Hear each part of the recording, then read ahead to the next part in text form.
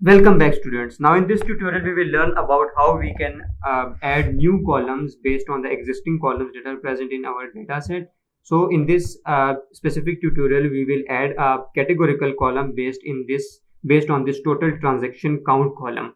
So what we will do is we will go to the add column section and click the conditional column, but before clicking the conditional column we need to select the column we want to we want to create another column based on. So I will say this, I will specify the new column name. I can say transaction count category.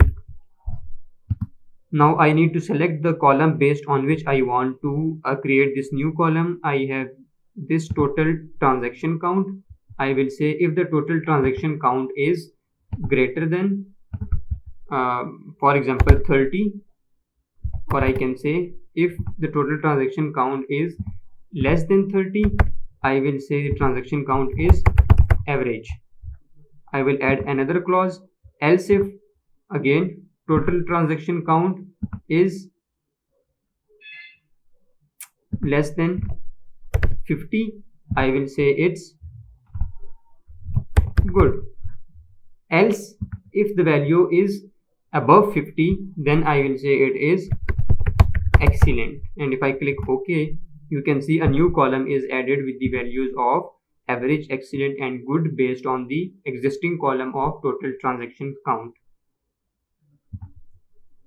So that's how you create a new column based on an existing column. Similarly, we can add a custom column as well. Like for example, if I go to this custom column, we can see we have a new column name, for example check, and I can say the custom column is sum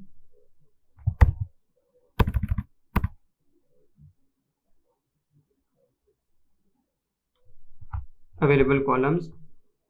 I can say gender, or I can say the dependent count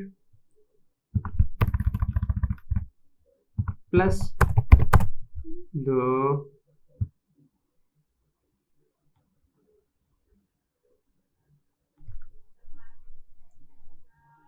total transaction count, just for the purpose of demonstration. Okay, and if I see, you can see no syntax errors have been detected, and if I click OK, it will create a new column which is the sum of dependent count and total transaction count.